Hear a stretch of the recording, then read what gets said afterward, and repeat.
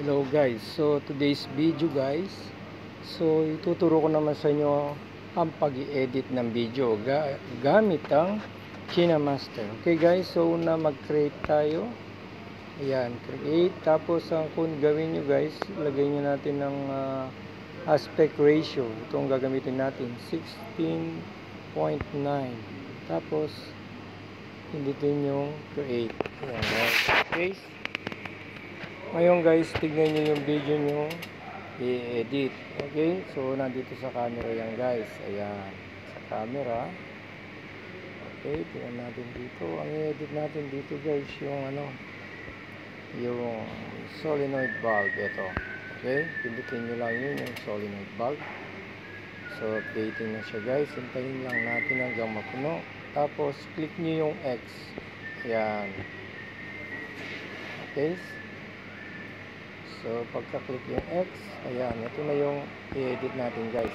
Ayan, ito yung i-edit natin. So, una guys, lalagyan natin ng title. Paglagay ng title guys, ito, pindutin nyo itong layer. Tapos, pagkatapos ng layer, yun namang text. Ayan, yung text, pindutin nyo yung text. Okay? So, ngayon, isusulat natin ngayon yung title, no? Ang lalagay to wait how pneumatic pneumatic 52A 52 way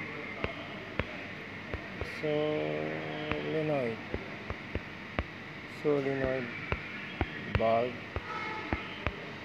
works. Okay, so yan ang magiging title natin. Arrange natin guys. Okay, yan.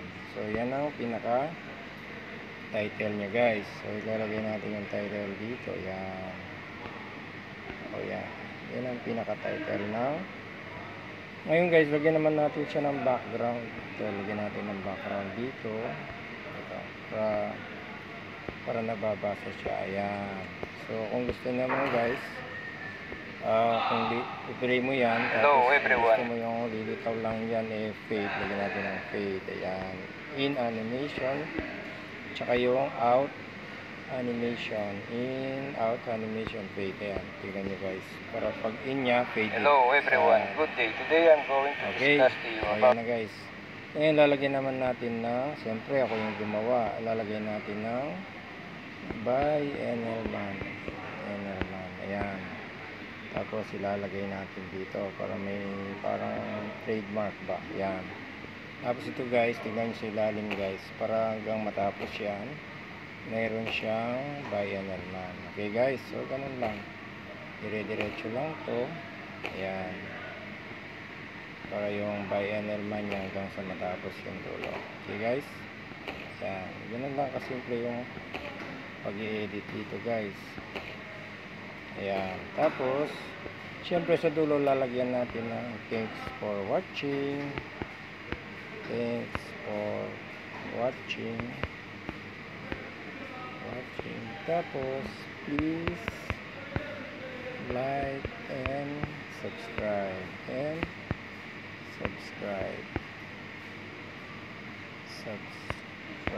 Ayan. Ayan, lalagay din natin yan dito guys. Lagyan nyo lang dito yan. Ganun pa rin. Lagyan nyo ng in, fade, tsaka out, fade. Yan. Okay na guys. So yan na guys. Kung gusto nyo na malagyan ng background music sa susunod naman yon. Okay.